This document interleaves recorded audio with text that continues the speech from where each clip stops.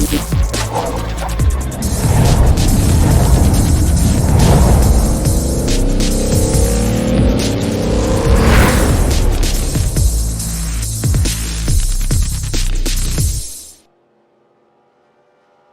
good evening, everybody. Welcome here to race number 5 of the RTG Talladega Challenge as we get ready here for the midway point of the regular season, heading towards the playoffs. Another 66 laps here tonight at the just over 2.5 mile super speedway known as Talladega. Seth Cole alongside of Matthew Rodriguez. And Matt Rod, you were with me here 2 weeks ago.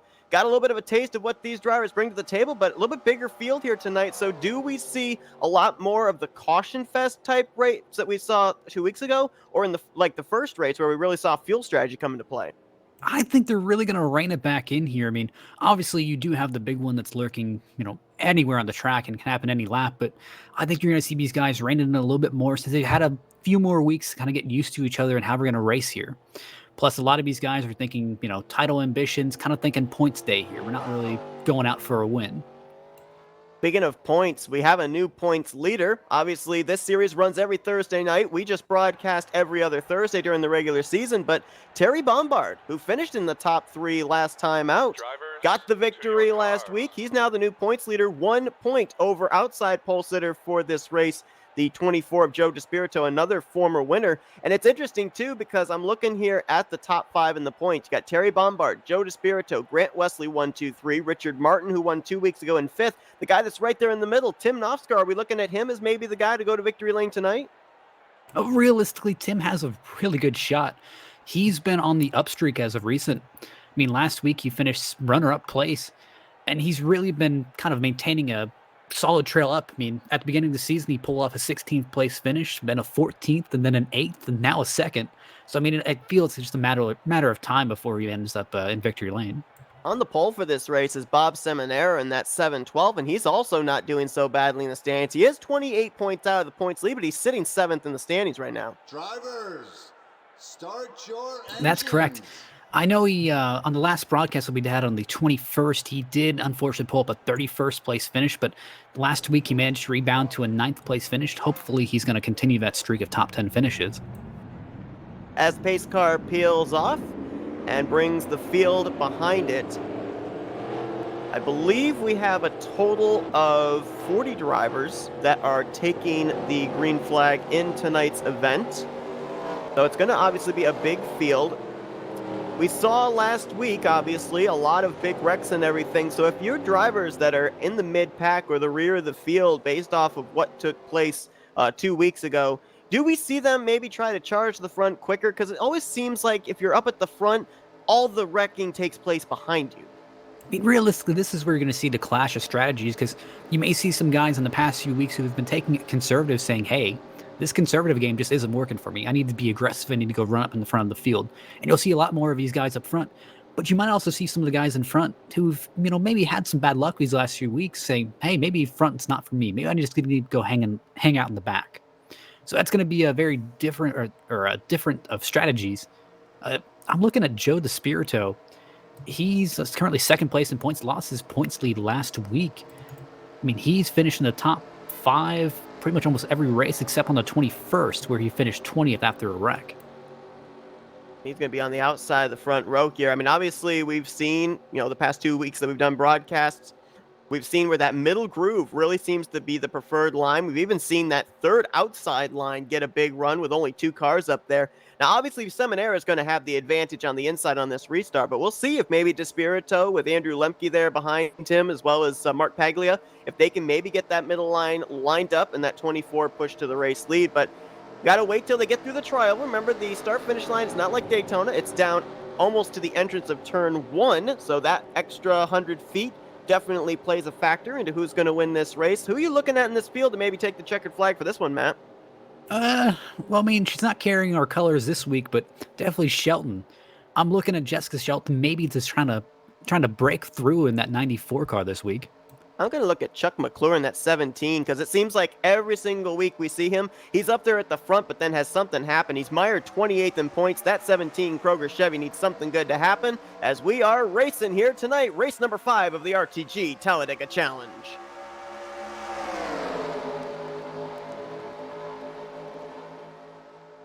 Saw right there at the initial drop of the green flag that Joe DeSpirito was able to hang with Bob Seminara, but that inside line, at least on the early portions of restarts, definitely kicks in out of turn 2, and Seminara is clear for the lead. The double O of Wayne Prippenau is actually dropping way back off the start. I don't know if he missed a shift, but he's getting passed by just about everyone. Like he may be going back there on purpose as he's up in that third groove. Drops his way all the way almost to the tail end of the field, just ahead of Benoit Plourde. As back up at the front, looks like the top 2 at least are clear. Now Grant Wesley in third is also going to get clear of DeSpirito, so that leaves Josh Metallic and DeSpirito to battle side by side for 4th place. They're 3 wide further back, though. That looks like that is the 13 of Dave Melson. Whoa, to the inside, Perry Bond, and into the wall goes Melson. He gets it to Frank Rivard. They're still spinning further back. First caution here on lap 2. Look at that. Looks like Melson was the only one to go around there. I didn't see anyone else really get tagged. Oh, actually, I take that back. The 36 also went around. That looks like an unrelated incident with checkup. Yeah, I think you're right. I think you're exactly right. I think Jack Dussault got hit from behind. Not sure who it was. Also, it looked like that was the 2 of Hank Middleton that was slow back there. He may have been the one that got into the back of the 36. And I know the 35 of Frank Rivard got a piece of that. Looks like he kept it straight and kept it going, but he definitely went up into the wall. Actually, Seth, it was the exact opposite between the 36 and the 2 car. We thought the 2 may have ran into the 36, but no. The 2 actually started checking up, and the 36 Dow car, I mean, there was no time for reaction. He ended up running into his left quarter, but shockingly, he was the one who spun around. Now, I have to say, just based on looking at the damage sustained by these drivers, doesn't look like anybody would have any significant damage to take them out of the race. There was obviously contact, but it didn't look like a whole lot of really hard contact, so it looks like everybody should be good to go. The big question mark, of course, that we always need to find out when we go back green is aerodynamic damage, because it may not look like much, but when the green flag drops for a restart, sometimes drivers lose straightaway speed. Man, I just looked at the replay for the 00 of Wayne Prippenau and that wreck. I mean, you drop back to the back to try and avoid a lot of these accidents, but he just dodged 2 bullets there with both the 2 and the 36.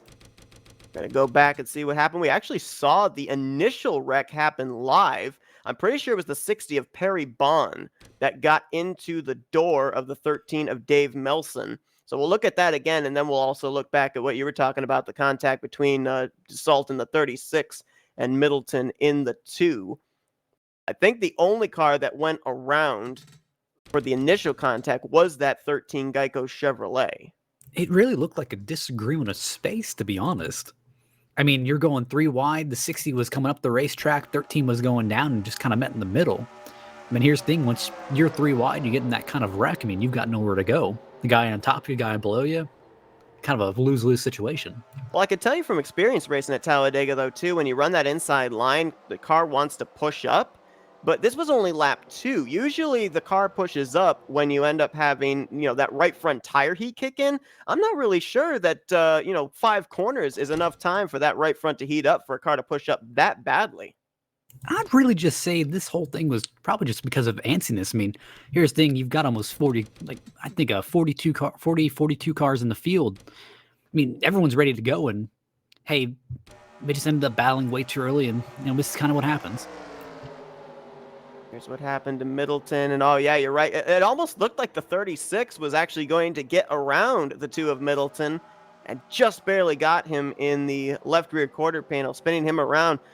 I mentioned that no drivers really seemed to get significant damage. I want to take that back because I didn't see just how hard of an impact the rear end of that Monster Energy Chevrolet Camaro took. I'd be a little bit concerned if I'm Middleton right now of just how up to speed that car may be. He's going to definitely have to make sure he stays in the draft to keep his hopes alive of at least being in the conversation for this win. Man, I just looked at that 00 again. He had to have a heart attack when he saw 36 come across the track. And sometimes that's the risk you run when you decide to drop back and stay out of the way of the wreck. I mean, you have to hope your avoidance skills are on par. Otherwise, you're going to be in trouble. If trouble breaks out and you pick the wrong lane, your day could be over. So Prippenau, we saw him fall to the back early on in the race and almost cost him there. As you mentioned, that near miss as we should get the 1 to green signal this time by. Nobody was on pit road, obviously, as we had only really completed about maybe 1.5 laps under green flag conditions. But Bob Seminara, the race leader, Chuck McClure, who pushed him there, is now going to be lining up to his outside line. So we'll see if there's going to be a little bit of a, as Joey Logano termed it, the okie dokie, where you get a good start and then the other driver tucks in right behind you. We'll see if they're going to get that worked out together here. But you got Grant Wesley, Josh Metallic, Joe DeSpirito back there. They're going to try and break that up.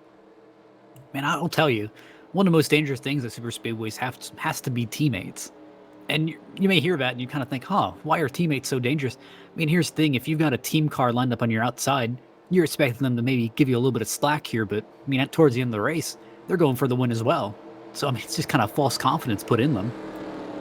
And even if it's not teammates, even if it's someone that you've worked with the entire race, usually when you get down to 5 laps to go, and especially on the white flag, there are no friends. Everybody that's in the conversation for that checkered flag is going to be gunning for it. All alliances you had all race long, they are out the window.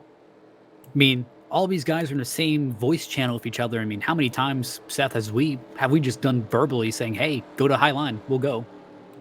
Yeah, that's a big thing too. You bring up a good point because, obviously, these drivers are racing here tonight in TeamSpeak 3. You're able to communicate with nobody hearing you through whisper channels, but even then, with everybody in one channel, and if some people are talking over open, it may be difficult to get those communications in. So, for so many drivers that are here in this field here tonight, communication may be a little bit of an issue for all these drivers that are trying to work together. That's kind of the thing about TeamSpeak, having everyone in one channel. I mean, it's a blessing and a curse. It's a blessing since you're hearing everyone's strategy. You're kind of hearing what they're doing and what they're thinking here at the moment. The bad news is everyone else is hearing what you're thinking as well. So there's really no advantages from this. These drivers run with the CTS physics. For those that don't know about the M2003 platform, CTS physics actually uses up fuel consumption and tire wear a lot more than Cup physics do or GNS physics. So that draws drivers to pit road a lot sooner. But obviously with this early caution, gives these drivers a little bit of an opportunity to maybe clutch, save a little bit here under caution, and maybe push our fuel window a little bit further than we originally had projected. Just taking a look back through some of the cars here, noticing a lot are still coming down pit road. Some of our front runners have actually dropped back as well. I saw the 94 of Shelton coming down pit road there. Believe that just ahead of her is Sean Fay in the 48. So I got to ask you, I mean, they ran 2 laps at speed. I mean, you've really got to wonder, I mean, how much wear are on those tires, or we're just trying to pull pit strategy here? I think this is pit strategy. I think this is definitely trying to, not have to worry about clutching and saving fuel under the pacing laps, making sure that you're guaranteed to make it maybe 1 or 2 laps further than everybody else in the field. I mean, you may not think 2 laps is that much, but I mean, if this thing goes green to the end, I mean, those guys who have pitted later, I mean, they'll form up a group. So, I mean, it kind of becomes, hey, this 2 laps can make the difference of the race. Well, not only that, but you and I both know that, when you have a whole bunch of drivers come to pit road at the same time, you run the risk of somebody running somebody else over or somebody brake checking somebody. I mean, you have to choose a lane coming to pit road. Everybody has a different braking zone. If you're able to stay out those extra 1 or 2 laps, you're able to avoid all that carnage and the possibility of getting caught up in a wreck. Caution may come out, and next thing you know, you've gained an awful lot of track position. That's also the second dangerous part. I mean, again, we've seen it before, and we've seen it time and time again where you get, leaders up near the back of the pack, and, hey, they're faster. They may have better skills than everyone else in front of them. But, hey, one bad mistake, and next thing you know, you're in the garage. Lights are out top. The pace car, we're going back green. Top 10 as we go back. It's going to be Bob Seminara, the race leader. Chuck McClure in second. Grant Wesley third. Josh Metallic fourth. Top 5 completed by Joe DeSpirito. Donnie Garrett now up in sixth with Andrew Lemke in seventh. 8th place, I believe, is Mark Paglia. 9th will be David Little, and looks like completing the top 10. Believe that is the...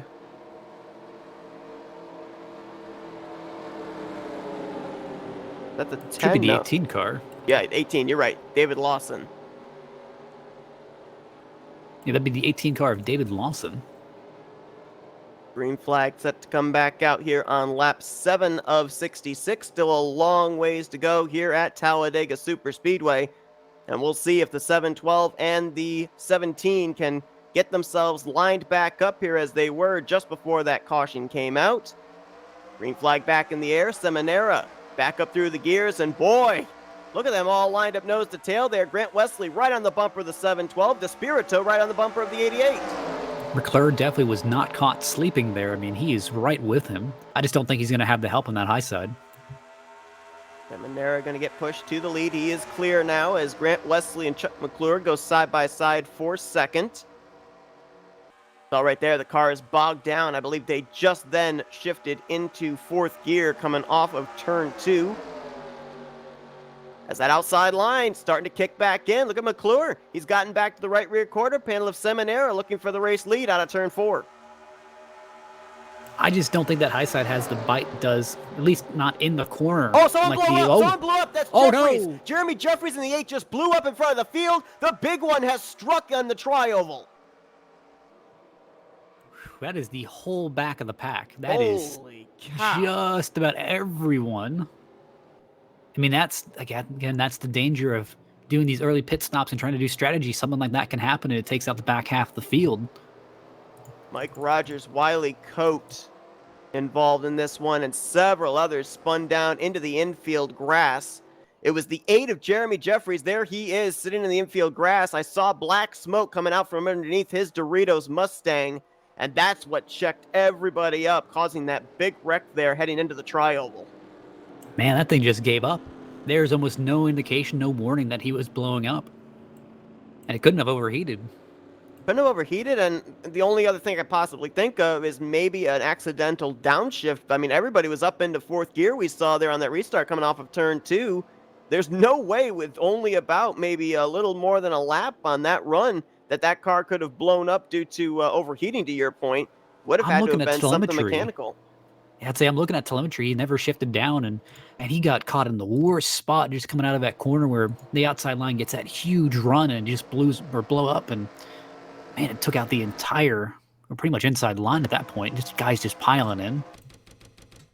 Jeremy Jeffries came into this race tied for 5th in the standings. He was another guy I was maybe looking at as a sleeper to possibly win here today. Looks like the first car he may have tagged, it was either Tom Little in the 83 or Brian Schilling in the 4. We'll try and get a good enough camera angle here to show you. If you hop in that 26 Martin, our winner from 2 weeks ago, behind him. You hop in that 26 car, you get an interesting ride. I mean, he unfortunately was caught in the incident, but jeez.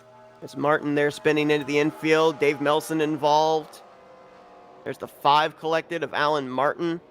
The car that he initially hit was the 56 of Crivello. Wayne Pribnow back there, kind of pulling a Dale Jr. He just came to a dead stop and waited for everybody to get going. Seeing Jessica Shelton actually managed to make it through that incident.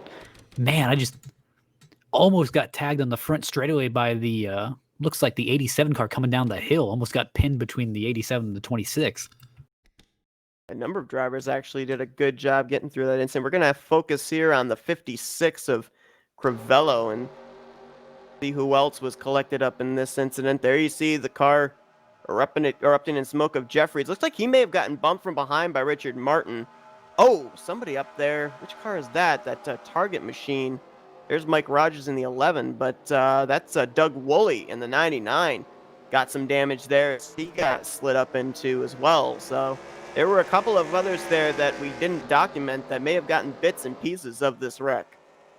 You would say if that 26 car, I mean, just a lot of these guys were in the hornet's nest when a giant accident happens. And here's the thing, there's almost no warning. I mean, the 43 had no chance to check up. I mean, he blew it in the worst place of when they start getting that run out of the corner and we're going to battle back on the outside. And he had no choice. I mean, he tried to hit him square, but ended up hitting him in the left rear and turned him into the 56. And that's what kind of kicked off a lot of this. Taking on board here. We're going to go on board, as you mentioned, Jessica Shelton getting through the wreck. Let's see what she saw from her standpoint there in the Kana-Chan TV Chevrolet Camaro. And she was back, kind of had given the front pack a little bit of room, which probably gave her the opportunity to see where the holes were to make her way through this wreck. Shoots the gap right there between, I think that was Greg Irwin and the 008, as well as the 10 of Terry Bombard. Oh, contact there to see the 87 of Benoit Plourde. He got involved. there is the 11 of Mike Rogers sitting down in the apron as well. Like I said, a really good view would be the 26. I mean, he unfortunately was caught in this accident, but I mean, after getting in the accident, I mean, you have nowhere to go. I mean, you can just see kind of the whole close on both sides here. There really wasn't any exit for him. Let's do that. Let's go on board with Ellison in that 26 machine, or I'm sorry, Ellisor rather, in the Coors Light machine. This really shows that, I mean, when these things happen, you have no reaction time. It's not that they don't want to, or it's not that they want to get in these. I mean, they couldn't hit the brakes in that amount of time. And even if you want to escape after the accident, you see guys spinning to the inside. Guys come flying from the back. You still have this giant wad of cars. See the 43 come back across. I mean, that was Dante Risi in the 84, I believe, that Ellisor got into the back of. And as he got on the brakes, talking about Risi, I'm wondering, you know, what possible front-end damage that may have caused for the 26 car, because he hit him pretty good in the back. And this is pretty much just a nightmare scenario, seeing everyone crash around you. I mean, you can control what your car does, but I mean, here's the thing, everyone behind you, they're acting almost with less reaction time than you. Not only that, but, you know, different drivers have different preferences. A lot of drivers, when they're at these type of tracks, they like to run with smoke on so they can kind of get an idea of where the cars are drifting to, you know, whether they're drifting up or whether they're drifting down. A lot of drivers, though, kind of find the smoke option a hindrance of knowing where the other cars are, and they turn it off. So with that bunch of differing options for drivers, that leads to who checks up and who doesn't as well. I believe we did have some drivers come to pit road there under this latest caution, including race leader and pole sitter Bob Seminara. He's going to line up now back in the 9th position as Chuck McClure is going to inherit the lead with Josh Metallic, Donnie Garrett, and David Lawson, your top 4. Then we've got Tim Nofsker up here in the 5th position. We talked about him. He's the only driver right now up inside the top 5 in points that does not have a victory, and he's alongside the 90 of Bernie Mobbs, who also is another guy that kind of fits the same bill as Chuck McClure does, where we see him up at the front just about every single week, but he's also another driver that just doesn't seem to be able to close it out at the end of the race. Currently comes into this race believe he is in the 17th position in points. And see, this is what kind of makes this racing so dangerous. I mean, really, for super speedways, anyone can really win one of these races, but it's not as simple as people think. I mean, and especially with a series that only focuses on super speedways, I mean, staying consistent week in and week out is, I mean, it's kind of a testament in itself, meaning that you're able to avoid any incidents that come up and are able to work the draft game as well as people do. And you bring up a great point about being consistent, because even if you aren't able to go to victory lane in any of these 10 regular season races, you've got to remain consistent, because there's a good chance we could have a couple repeat winners have playoff spots open for drivers to race their way in through points. So even if you don't find victory lane, as long as you consistently finish up in the top 5, you got a good chance that you're going to point your way into a playoff spot. We should be going green this time. As you can see, the lights are out atop the pace car. So Chuck McClure is going to have Donnie Garrett behind him on this start. And then you got a couple of Fords up top with Josh Metallic and Dave Lawson. We haven't really gotten much of a chance here so far, Matt, to be able to see what these guys can do as far as formulating a third line up there. We saw that 2 weeks ago, and we saw it during the season opener as well. But 2 early cautions have kind of stifled anybody being able to formulate a run.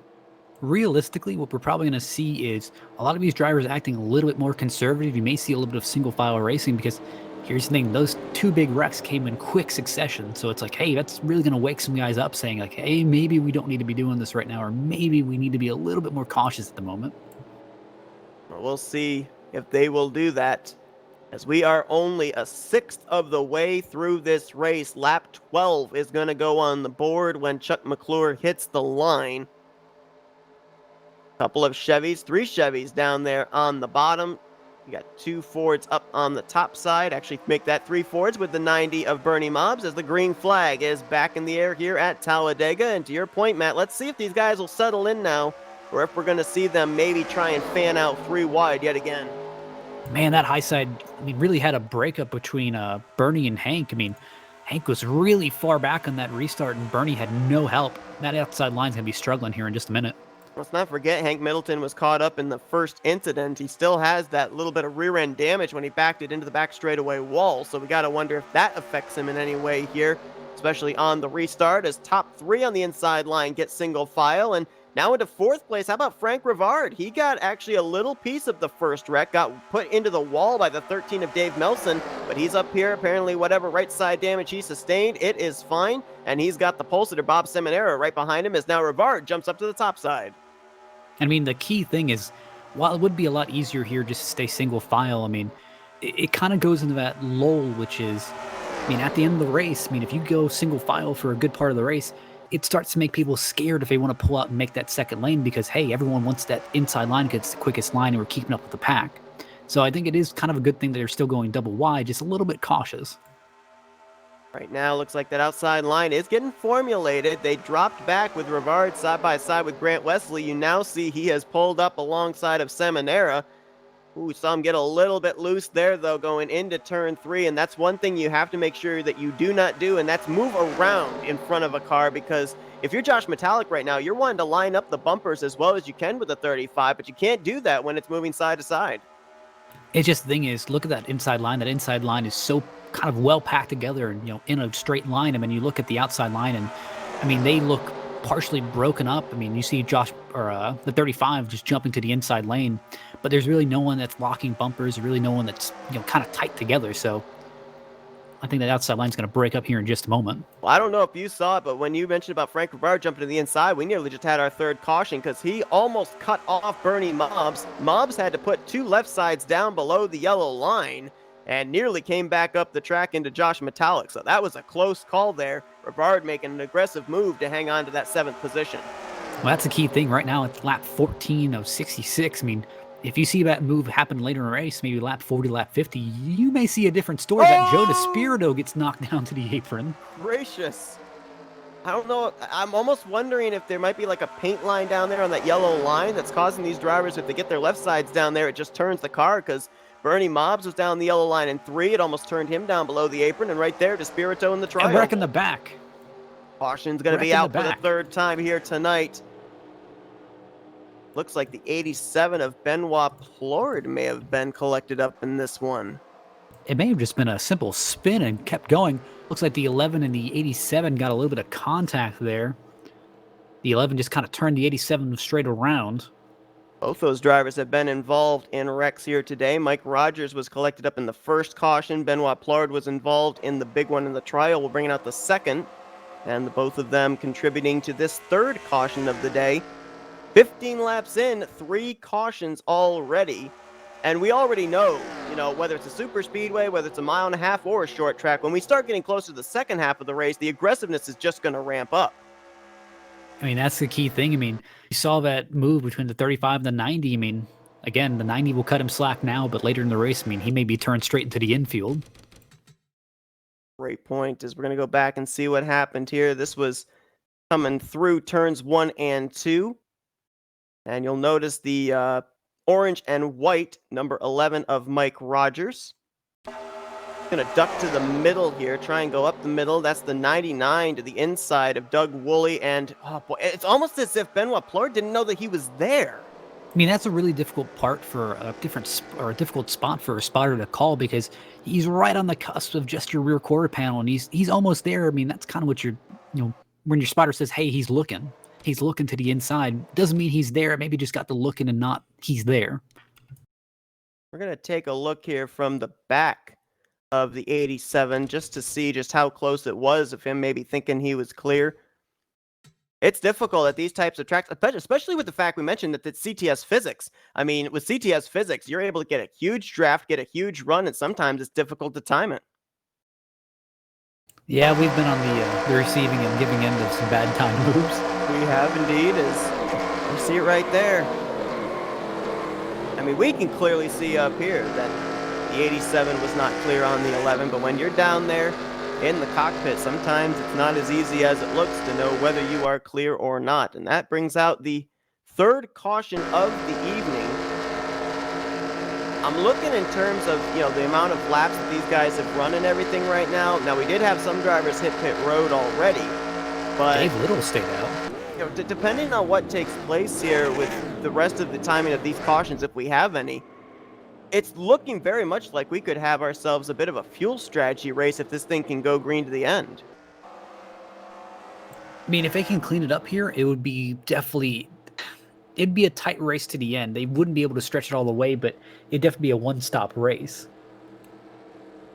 You mentioned Dave Little staying out. Crivello in the 56 stays out as well. And it's Greg Irwin there, along with Alan Martin, Sean Fay, and Wayne Pribnow that all stayed out. I believe that the 712 of Bob Seminara was the first car to come to pit road and get out. Well, actually, no. It might have actually been the car just ahead of him, Thomas Philbrick in the 23, that may have stayed out. And then you got Spirito there, Grant Wesley, Mark Paglia right there as well. One driver that really lost a lot of positions there on pit road was Chuck McClure in the 17, who came to pit road as the leader. I saw them all coming out 3 wide off pit road, but way back in the 3 wide situations was the 17 car. So I don't know why he spent such a long time there on pit lane, but it certainly has cost him, and he's going to be starting mid-pack as a result.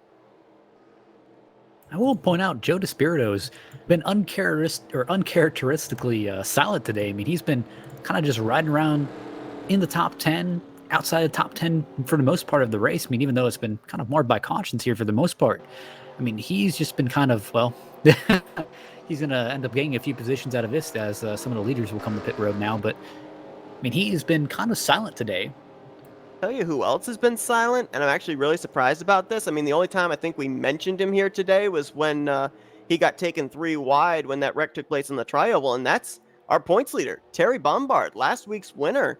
Right now, he's back in the 24th position. That will update, obviously, when he crosses the start-finish line, because Dave Little and a number of others just came to pit road, but we haven't really seen him anywhere up near the top 10. That kind of surprises me there.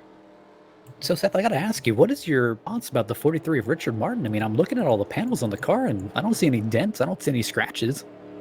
I mean, I think he's still fully up to speed. Yeah, I think he's fine. I think Richard Martin's going to be fine. I can't remember if this league runs with moderate or realistic damage. I believe it is moderate damage. So I think he's going to be good to go. But the biggest problem for him was, of course, he was involved in the wreck that took place in the trial with a second caution. So he lost a lot of track position. And you know, we've seen some great battling up front, but what we've also seen is kind of runs get stifled out. So it's not that easy when you're back there around the 20th position to work your way up to the front. Correct. And yes, this league does run with moderate damage. I mean, right now there's only really 1 car out of the race, and that is the 8 car. And that was due to the engine failure. But other than that, all 39 cars are still running here. It's also going to be a big hit there for Jeremy Jeffries in the point standings, too, because he came in tied for 5th.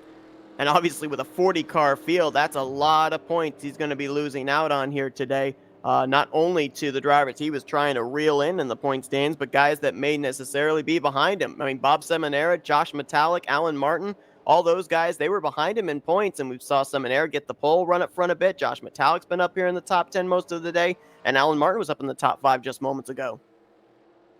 I mean, that's a big hit. I mean, you know, you don't want to say this as a driver, but I mean, when your engine blows, I mean, you're kind of out of the race. So, I mean, if you're in the middle of a pack, I've heard of some guys trying to take out as many people as they can. Usually not an honorable move, but it prevents you falling that far in the point standings. But thankfully, the 8 did not take that strategy. Like another driver going to hit pit road. I believe that was the 008 of Greg Irwin. So he'll give up second place. Crivello looks like he will be staying out, and he and Bob Seminara will be the front row. Want to bring up real quickly here, folks, as well, that there is a race within the race going on here tonight. For the next, I believe it is 6 weeks, starting tonight, they are actually doing a RTG Tallied Challenge bracket series, where seed number 1 goes up against seed number 32, the top 32 in points, all put into a kind of an NCAA bracket. And so tonight you've got some races within the races, and of course we'll try and keep tabs on all of that during the course of the season, see who ends up getting the eventual championship there. There's no points on the line. It's just for fun, trying to kind of make things interesting here because, you know, it is quite true that maybe, you know, racing at Talladega week after week can get a little bit monotonous. And so, you know, throwing in new things there, keep these drivers interested. Great initiative there by the RTG guys. You know, if you want to know the funniest thing, Josh Metallic actually is in this bracket, but he will advance to the next round, even though he finishes last, actually because Dave Little did not make the field tonight. Correct me if I'm wrong. I think Dave Little's that 83 Amoco car out there. Oh, my apologies. I see him listed in the 25 car. He was only out in front for a little bit there, Matt, under pacing. That's all. Oh, all right. My apologies. I see him listed in the 20 car. But one driver that we do know will advance, you know, the hardships for Jeremy Jeffries here tonight, the 87 of Benoit Plord. He'll be moving on to the next round, obviously with the early departure of the Doritos Ford. Here we go, racking them back up here as the Cervello and Seminara going to be your front row. Despirito Wesley in row 2, Paglia and Nofsker row 3, Garrett Mobbs in row 4, and row 5, Metallic and Middleton. You know, Middleton actually looked like he was okay there on that last restart. We mentioned that he had a really slow restart, but when he got up to speed, looked like that car is okay. So whatever rear end damage he sustained on the back straightaway for the first caution did not really appear to affect him. It's one of those incidents, I guess, where as long as you stay in the draft, your car's still going to be up to speed. Key thing is he's really going to have to get in the back of Bernie Moms if you want to stay with this inside line here. Chuck McClure, who was the leader when that caution came out, he's going to line up in row 6 alongside of Brian Schilling. So we'll see how soon the 17 can work his way back up to the front. Green flag in the air, and boy, you see all this chain bumping here. Everybody trying to time when somebody's going to go. 3 cars bumped each other on the bottom. 3 cars bumped each other on the top. You just remember, just because we had one big accident doesn't mean we're not going to have another. Absolutely, as Crivello's going to clear for the lead. Despirito trying to push him there. Paglia pushes up a little bit there out of turn 2, almost up into Seminara, but they keep it all together. As now top 2 may get single file here past the 712 when they get into turn 3. Nope, outside line, charging back. Whoa, big push there from Nofsker into the back of Grant Wesley, and he almost jacked up the 712 of Seminara, but that gave him a huge shove of momentum out of turn 4. Here comes that outside line. Man, they are just going for it right now. I mean, I think there's going to be another accident here in just a few laps, but I mean, if you look at that inside line, man, they were just all on bumpers going into 3 and 4. So I mean, that's going to turn tragic here in just a few laps. I mean, let's remember Grant Wesley, of course, winning the season opener, so he's already locked into the playoffs. That might actually give him a little bit more of a leash, if you will, to be aggressive here, knowing he's locked in. Same for Despirito. But if I'm looking at someone here like Tim Nofsker, do you want to be bumping this aggressively, knowing that right now you're in a good position to maybe make it in on points? I mean, here's the thing. It kind of comes to a point where, you know, you've got to say, all right, I can reasonably go for a win. And obviously you can never tell someone, don't go for a win, just go for a points day, because there's always that little part in them that says, hey, I want this win. I know I can win. But it's kind of the, hey, think of the team strategy here. Just get your points, make sure you're into the chase, and then just, you know, go hard. Well, we had a third line going on there with Richard Martin, Jessica Shelton. I believe the 36 of Jack Dussault was also up there as well. That's kind of faded out a little bit now, though, as they took Dante Risi in that Barks Toyota Camry 3 wide. Now Martin and Shelton have gotten down to the second groove, and there we go. Wreck in the back. Big wreck. Blow over for Risi and Perry Bond. 60's over. Alan Martin's involved. Another car is flipping over as well. I believe that's Mike Rogers in the 11. David Little is collected. Stefan Martel is involved as well. And my goodness, there were a lot of cars collected up in this, and a lot of cars caught air. Man, you got to start asking the question, how many more of these cars can we wreck? Yeah, exactly. That was a 3-wide situation again off of turn 2 that started that one. Ronald Lucier in the 62, I believe, got collected up, but there were at least 4 cars that went up into the air due to that wreck. Man, that almost looks like a replay of that first caution that we had today where, I mean, it's the same car too with the 60, just pushing up off the bottom of the track and just pushed up into the 84 and shoved the 84 up to the wall. 6 comes back down, tags the 84, and this time the 60 wasn't so lucky to get away from the incident. That's the second time here tonight that Perry Bond has had an issue with the inside line coming off of turn 2. As we'll see here, he's on the inside line of this 3 wide. That's Dante Risi in the middle and Dussault up on the outside line, along with Wiley Coate in the 6. That time it almost looked like maybe the 60 got the apron with the left front. I don't know if that's what pushed him up. And ooh, hard hit there I think that was the 26. Alan Martin in the 5 got a piece of it there as well. Little contact as well for Andre Mahjong, and I think that was the 23 of Thomas Philbrick getting into each other. And it looks like the 60, that might have been his second incident of the night, and that may have been him called maybe to park the car, as we saw him pull it down to the apron and take that car off track. We're going to take a couple more looks here at this wreck, as I believe the car that went up into the air afterwards, after all this went on, was the 11 of Mike Rogers. And if I'm not mistaken, I think he's either 2 for 3 or 3 for 3 in getting involved in wrecks here tonight. I mean, I'm looking at the 011 of Mike Rogers. I mean, he just got kung fu kicked by a flipping car. I mean, he had no chance. Might have been the 84, I think, that ended up getting him here. There you see Lucier, nowhere to go. He and Wiley Coate down to the inside wall. There's Risi down against the inside wall as well. And no, it actually was not this 84 that got the 011. We'll go back and see who indeed it was. The 011 was hit by the 60 car. Okay, that would have been Perry Bond. I mean, Another yeah, car just that got a kind piece of it too, just to document, was the 54 of Robbie Nisus. He also was collected up in this one. I mean, that was really just the worst version of that first caution. I mean, just showing like what could have happened.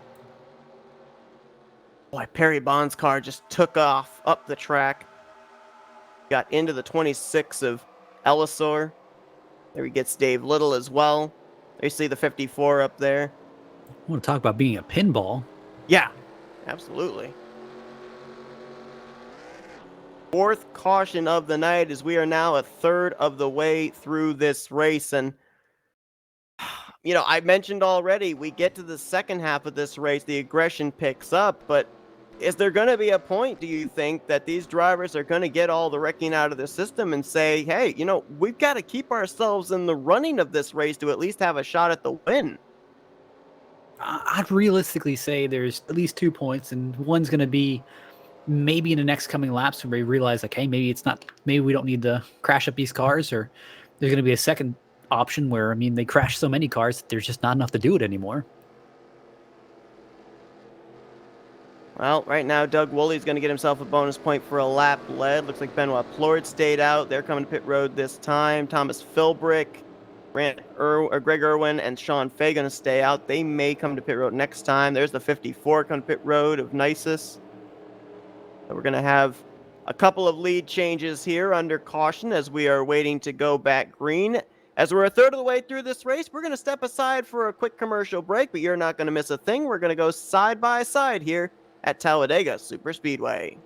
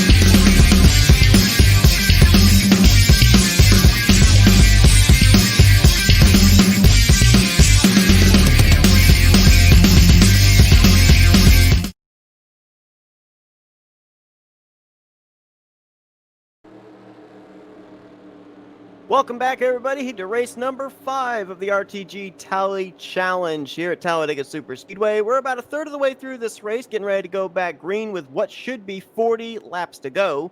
We are working our 4th caution of the day. We have had 2 big ones, one over in the entrance to the tri-oval, and the latest one off turn 2 and onto the back straightaway. But just about everybody is still running in this race that has not had a mechanical problem. The only driver at this point out of the race is Jeremy Jeffries, who had his engine blow up, bringing out that 2nd caution of the day. Pole sitter Bob Seminara back up front alongside of Grant Wesley for this restart. Tim Nofsker and Joe DeSpirito in row 2. Row 3 going to be Mark Paglia and Bernie Mobbs, and then completing the rest of the top 10 looks like it's going to be the 17 of Chuck McClure, the 77 of Donnie Garrett, the 4 of Brian Schilling, and the 56 of Crivello. Mentioned about we haven't. I was just going to quickly bring up. We haven't mentioned. We talked about we haven't really seen Richard Martin or Terry Bombard, a couple of former winners up here. Well, they're restarting back there in 13th and 14th, probably about the highest the two of them have been today. I'm interested to see Wesley and DeSpirito in the 88 and the 24 respectively just kind of hook up. I'm kind of curious to see what they can do on the high side here. Yeah, not really sure if there's teammates necessarily in this series, but obviously there are friends, and so we'll see if the Hendrick number-related cars, and to your point, the 88 and the 24, if they'll work together here on this start, as the triple-digit numbers on the bottom, they get together, and Wesley, like he got a good jump there. He's going to edge out ahead by half a car length, but will he be clear by the time they get to turn 1? Not quite. I mean, he tried, but unfortunately it looks like he left DeSpirito in the kind of the dust back there, and that's his help. He kind of needs that to get in front of the 712. And now he's a sitting duck as Seminara's going to move on by. Nofsker going to try and push him there, but here comes the help on the top side. DeSpirito back to the bumper of that Gatorade 88 Chevrolet Camaro. Both lines even going into turn 3. Realistically, that high side really comes into its strength coming out of these corners. They can get an amazing run. They pull even with the leader. If they can keep a few more laps of that, they can really kind of contend here as long as they stay bumper to bumper. Now, if I'm not mistaken, with the timing of that caution and us going back green, you saw there under our race break, some drivers stay out, come to pit road on the 2nd lap of caution. Some come in on the 3rd lap of caution. I think everybody should be good to make it on just one more pit stop. The question is, when will it be? More than likely, if we do remain green. Of course, I'm crossing my fingers there because we've worked 5 cautions. But if we remain green, we're probably going to see that final pit stop somewhere around the 2/3 mark of this race, probably somewhere in the vicinity of laps 40 to 45. I mean, just looking here, it looks like that high line got broken up here for at least a little bit. Looks like a few of the cars, like the 56, the 2, and the 10, really jumped out of that high side lane and tried to make something work. Just nothing was there at the moment. Bob Seminara coming into this race 7th in points. So the driver he's battling in the bracket series would be Mike Rogers in that 011, who's been involved in a couple of cautions here tonight. Obviously, the race is not over. We've seen a lot of things take place in the closing stages of these races, but right now Seminara in good shape to move on, and Mark Paglia now going to push that 712 to the front as Nofsker jumped up to the outside with Grant Wesley and DeSpirito. See, later in the race, when you have guys kind of looking on the outside in, wondering where things kind of went wrong, one of those guys is the 39 of Josh Metallic, just hanging back here in 14th at the moment. I mean, you just got to wonder, he was up there in the front pack, and you got to wonder how you're kind of dealing with this change of, hey, you're in the front, 4 cars to, hey, now you're kind of in the back pack and you need to work your way back up. You know what else he's thinking? Why am I back here in the middle of a 3-wide situation? Is Dave Lawson on the apron, Metallic on the apron as well. I want to give a shout out to Metallic's reaction time there. He saw the 18 start to go down, like, uh-oh. That actually lost him some momentum, though, as he was 3 wide with Terry Bombard up top. That's the 45 car there in the middle. I believe that is Bobby Farrell. First time we mentioned him here tonight, running that number 45 spree throwback, if you will. Man, it looks like the 56, the 2, and the 10 really want to make that make a high lane, but there's just no support there. They're trying to get up there to Donnie Garrett, who's next on that outside line behind Bernie Mobbs. And it has been that outside line the last couple of laps that has prevailed. It's now gotten Nofsker, Wesley, and DeSpirito clear for 1st, 2nd, and 3rd. Bernie Mobbs trying to clear on the outside for fourth, and they're going to go maybe 3 wide as Crivello with a big push from Middleton. They're trying to take it to the outside of Donnie Garrett. I mean, here's a big thing about that outside line, or the inside line, really. Most people on the inside line just stay down there since it is the quickest way around the racetrack, and that's where a majority of the people hang around. But if you can really start showing that a high line has speed and it's going to be faster than the out or inside lane, you'll start to see a lot of people desert pretty quickly. Here comes Despirito. Big run the inside, got a shot from behind from Bernie Mobbs, took that momentum to the front. Goes the Exalta Chevrolet Camaro, trying to become the first repeat winner on the season. Man, We have 3 wide. 3 wide. That's for 6th place with Paglia on the bottom, Garrett in the middle, and that's Crivello on the top side leading the charge. We saw in the past 2 broadcasts that we've done where that third lane, even if you only get 3 cars lined up there, as long as they're lined up nose to tail, they can make a lot of progress. You can see there's only 4 cars up there in that third groove, but they're really making it work. One of those drivers, another guy we haven't talked about here tonight, that Dr. Pepper machine, the 08 of Glenn Harris. 4th on that outside line as we're 3 wide for the lead, 3 rows deep. Seth, I think you can feel this one coming. There's going to be some other incident here in just a moment. It's not a question of if, it's a question of when. You cannot stay 3 wide for rest of the pretty much half of the race we've got left. Lap 32 of 66. I mean, it looks cool right now, but you know they cannot handle it. Absolutely not. That inside line, though, going to prevail, at least for now, out of the tri-oval. As Nofsker in the middle line, Crivello on that outside line, starting to fade back. What was a 3-wide battle for the lead now has turned into 3 wide for 5th place on back, as Paglia and Seminara now clear this group as well. But we're going to keep focused here on this 3-wide battle all the way back to about 6-7 rows deep right now. Going back from 5th place, probably back to around somewhere just in the middle of the 20s positions. I'll tell you, Despirito's best friend at the moment has to be Bernie Mobbs in the 90 car. I mean, he is just pushing him. And Bernie Mobbs, we mentioned coming into this race, Despirito already has a win, but Bernie Mobbs, on the other hand, finds himself all the way down. Mired in the point standings, currently 17th. So if it comes down to a question of who's the most anxious for a victory, I think it would have to be that Sitco Ford. I mean, a lot of these races, it's not really what you know. It's who you know, who you've got connections with. I mean, who can make a deal with on a quick basis to try to get you up to the front. Mark Paglia right there in the 28 machine. Right now, 12th in the points coming into this one. Another guy we seem to see up at the front all the time. Hasn't exactly had the best of luck, though, when it gets down to the closing stages of the race. And right behind them, you got that 4-car of Brian Schilling, another driver that would fit into that category. So I see a lot of guys up here that we see up at the front every single week. They just don't get the finishes that maybe they deserve. I'm looking here at, obviously, Bernie Mobbs. I'm looking at Paglia, Chuck McClure, Brian Schilling. I mean, these are guys that are desperate for a victory because they know time is running out. This is the midway point of the season. There's only 5 more regular season races after this to make it into the 5-race playoff system. I mean, you got to think. I mean, with super speedways, that has to be one of the drivers' kind of favorite races to say, hey, anyone can win at this track. But it's that's the scary part is you've got 40 cars in this field, and hey, any one of them can win it. A couple of drivers that either faded to the back or got involved in wrecks that have done a great job of recovering here today. Obviously, Hank Middleton there in the 2 was involved in the first caution. Look who's right behind him, the 13 of Dave Melson, who also was involved in the first caution of the day. Wayne Pribnow in that 00. First time we talked about him, he was dropping to the rear of the field back on lap 1. He's up here now, currently inside the top 20. And Jessica Shelton, also there in the 94, making her way back up to the front, currently around the 18th position. To be completely honest, I think Wayne just got tired of dodging cars. It's like, man, back isn't working. Let me try the front. Change up the strategies. Hey, super speedways will do that sometimes. As we drop back here a little bit further, we can see some other drivers that were caught up in incidents still up to speed.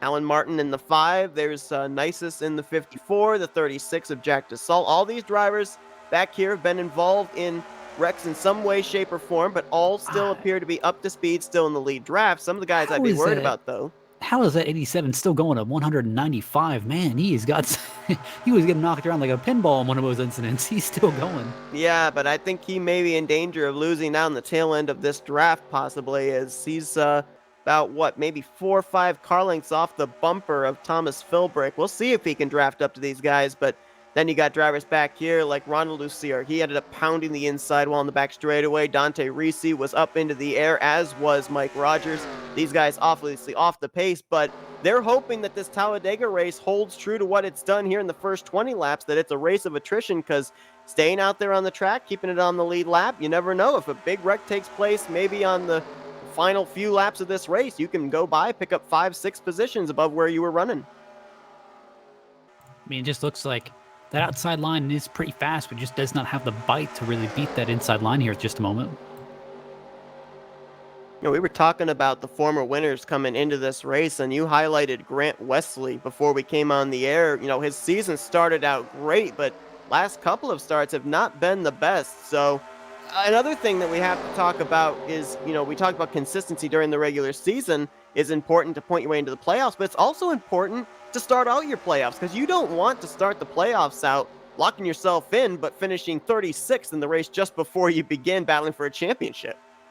I mean, not everyone's Jimmy Johnson. They just can't run 5 races and finish 30th place and come out with a championship. I mean, he started off the season with a win on, race 1, and I mean, he's kind of went downhill, first place and a second place, and then 15th, and then 17th. I mean, he's just looking for a good day to rebound here.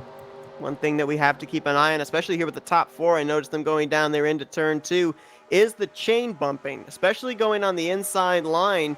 You cannot necessarily take it as full throttle as you can when you're on the middle or outside line if you're the second or third, fourth place car.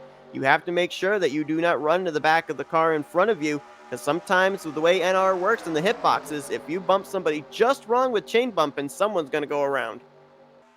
I mean, last thing you want to do is set off the next big one. I mean, obviously, we'd like to see all these cars continue on, but I mean, as the laps wind down, we're going on lap 40 here in just a moment. I mean, race is winding down, 26 laps to go. I mean, it's kind of a big deal when you start to see some guys not given so much room, maybe not cutting so much slack. 26 to go here, and another thing that's kind of, a good thing, I think, is the fact we've had 5 cautions, but out of the 40 cars that took the green flag, only 2 of them out of the race. One due to a mechanical failure, that was Jeremy Jeffries, and also one driver out of the race, I'm assuming, due to a park, bringing out 2 of the cautions, Perry Bond in the 60, but 38 cars still on the track, all currently still on the lead lap. Now, I don't want to say it, but I'm going to. I probably just jinxed it, but, when we broadcasted here last time out, they did not get the opportunity to make a green flag pit stop. I don't really know what happened last week in regards to whether they were able to or not, but they haven't made a green flag pit stop here tonight. Do you think that's going to be an issue for some of these guys that are maybe making their first or second starts of the season? Because you talked about familiarity with drivers out there on track. There's some guys out here that may not exactly be familiar with how others take green flag pit stops. I mean, that's going to be, personally, in my opinion, pit stops and super speedways is one of the scariest things you have to deal with. It's just because everyone's trying to maximize that pit entrance and lose as little speed and little time as possible. But that kind of leads to people over driving pit road, or, unfortunately, just running someone over. But, hey, they've been practicing their pit entry. This is how they enter pits. And, hey, you just ran them over because you just don't know where we're going to break. I'm almost wondering if we're closing in on those green flag pit stops, because Jessica Shelton looked like she purposely jumped up to the outside line to maybe go a little bit further back here in the field. So some of these drivers might be considering coming to pit road in the next couple of laps or so. Whoa, close call there as she and Andrew Lemke almost made some contact going into the tri-oval. Got my eyes out seeing if anyone's calling for pit stops. Not currently, but it's going to come if this thing keeps going green. Now, of course, there are going to be some drivers that will probably be able to stay out a little bit longer than others. I believe the 3 cars that can make it the furthest right now would be Sean Fay in the 48, Greg Irwin in the 008, and also, I believe, the 23 of Thomas Philbrick, because they all came to pit road on the last lap of caution under our last yellow. So they would probably be able to go at least one more lap over the rest of everybody else here in the field. You just got to kind of think, you got to start setting yourself up for pit stops. Also, what's the scariest part when every car in front of you starts saying, hey, I'm going to pit road, and you're about 2-3 laps out from your pit stop? That's kind of one of the big things is you're going to see some guys trying to fight, get into the high line to avoid some of these cars. And I'm going to point this out too. At some Talladegas, a wreck coming to the entrance of pit road does not necessarily bring out a caution. Usually the caution comes out for stuff that takes place on the racing surface. So even if we do have an incident either coming to pit road, on pit road, or coming off pit road, it may not constitute the race officials throwing the yellow. I think you'll back me up. There's no bigger heart stopper than seeing a car in your mirror with smoke following it and seeing it come at a high rate of speed towards your back bumper. Like, uh-oh. Because there's nowhere to go. There is absolutely nowhere to go when that's happening. I mean, here's the thing. You can let off the brake and try and avoid it, but then you risk either overshooting or speeding on pit road. And if you just continue your braking path, there's a good chance he's just going to run right into the back of you. Another thing too, if these drivers do make green flag pit stops and if they complete them without incident, usually at the super speedways, you end up seeing the field get broken up into groups of maybe 2, 3, or 4. It's going to come down to, Pit stops are coming this lap. 6, 99, 54. It looks like 00 and 26 are all coming. 54 is coming. 83 is coming. It's a bunch of drivers that are right now running towards the back. I think the highest of those is that Amoco Toyota Camry of David Little. So we'll keep our eyes on him, as you mentioned. 57, 26, 84. I mean, a bunch of guys. 45 is coming. It doesn't look like any of the real front runners, but... Donnie Garrett in the 77 also in. Bobby Farrell in the 45. Oh, the 36 Wow! about ran over the 45. He missed pit road. Well, he missed the commitment line. He'll be able to get back onto pit road, but that's a 30-second penalty that he's going to suffer. Looks like Stefan Martel also on pit road there as well, but a costly mistake for the 36 of Jack Dussault. I swear Bobby in the 45 should send that 36 a thank you card for just not taking off his back bumper. I mean, jeez. There's Mike Rogers. There's Dante Ricci. They're in as well. Close call there. Yeah, I mean, your point, 36 is going to suffer the penalty, but that could have been really bad for the 45. Also for the fact, if he had hit the back of Bobby Farrell, he probably would have ended up causing him a speeding penalty. Leaders are probably going to come down either this time or next time. 27's around, 23's in the wall. Look at this. Look at this, and everybody darting back onto the track as the caution is out, as you mentioned, with the 27 spinning. Terry Bombard spins onto pit road. It is calamity all the way I'm through thinking the there's someone straightaway. who called pit road too late, because I started reading off the messages that were being sent, and the 712 was coming in. It looks like maybe someone misjudged their pit road entry. I believe all these drivers way here back. that you see pitting, they are allowed to pit because they were past the commitment line when the caution came out. You mentioned the 27 of Andre Mahjong. I also saw another car looked like it may have been involved, the 00 of Wayne Pribnow, but we'll have to wait and see. There were a lot of drivers that were hard on the brakes there coming to pit road. So what happened really was Andre put in the chat that he was coming to pit road, but as you were seeing, that pit road lane was really congested. I mean, they're going too wide in the pit stops, and everyone was trying to slow up. He slowed up almost in the middle of the track on the racing surface in the 00. Either the messages didn't appear fast enough on his display, or he just didn't notice and ran flat into the back of the 27. Just kind of turned him straight around. And that turned him into the high line. But I mean, even looking at pit road entry, I mean, there is guys who are just locking it up, going 2-3 wide into the entrance. I mean, it was going to be a calamity one way or another. I want to throw out the point that I made earlier about having that extra lap in the tank or so, being able to stay out, not have to hit pit road when everybody else does in case a wreck happens. Jessica Shelton, Greg Irwin, and Sean Fay all were one lap to the good over everybody else, so they were able to stay out and not get involved in any of that. So I don't know if you noticed, but the 24 actually overshot pit road and actually left the surface. So I think it might be a black flag. Oh boy! But it's worth noting that I'm looking at these cars finally hit the line. I think the only car that managed to hit the line before the red flag was displayed on the entry to pit road was the 24 car. I think he had his front bumper over it. Not sure if that's going to count against a penalty, but I did notice some of these guys did come down and take service. So obviously that's going to hurt. We looked here at what brought the caution out, and to your point, you mentioned that the 27 Andre Mahjong actually posted he was coming to pit road, but he never even got on the brakes, it didn't look like. He started getting on the brakes way too late, and when he did that, there was no reaction time for Wayne Pribnow in the 00, and Thomas Philbrick, an innocent bystander, collected up in this one as well. I mean, you got to look at the incident here. I mean, Wayne was all the way on the apron there. I mean, he was pretty much in the lane, but everyone's going to come to pit road. And if you look in that previous lap, I mean, the 27 was fighting to get down to the bottom lane, just didn't have any room. And it kind of worked to, kind of a really bad swap where Wayne was trying to get off the bottom lane because everyone was coming in for a pit stop, and Andre was trying to get into the bottom lane. We're going to go on board with the 27 here just to see. I mean, you cannot really be running that high up on the track and expect to make it to pit road. But I mean, if you want entertainment, look at that pit road entry between the 28, the 39. I mean, you just saw a lot of those guys. I mean, I don't even know if they saw the accident in their mirror, but just saw, we're about to go 5 wide into basically a 2-lane pit road. I don't think this is going to work. I'm going to be honest. I fully expected the wreck to take place coming to the entrance at pit road, not up there on the racing surface, because, yeah, they were 5 wide in at least 2 different areas of the field coming down pit road. And I'm actually really surprised we didn't have any follow-up wrecks too, because then there were drivers that saw the caution came out. They turned it back to the right to avoid hitting the commitment line. You want a fun onboard, hop on Grant Wesley. I mean, you see him just coming into the pit road, realizing that he just doesn't have the room and pulling back out into the racetrack. And next thing you know, he's avoiding the 00 and the 27, just slicing him. Yeah, we'll go on board there with the 88 of Wesley. I mean, this was going to be the round of pit stops. Probably were going to set us up for the finish of this race. Now with everybody being able to pit, the question now, I mean, was the fuel window open? Was this as far as they could go? If not, I mean, is it going to come down to who's got enough in the tank here in the final laps of this race, potentially? That could be it. I mean, I don't think these guys can make it here at the moment.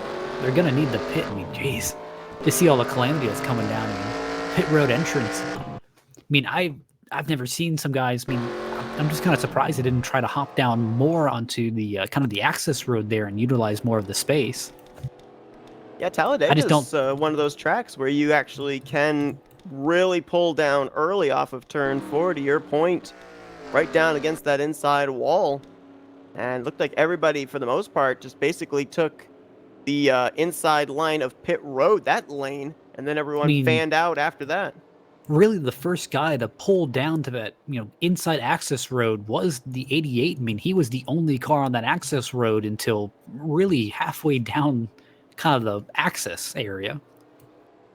I mean, trust me, if pit stops would have continued as is, I mean, Tim would have gained probably about 5-10 positions out of that just because he was passing people who were slowing down.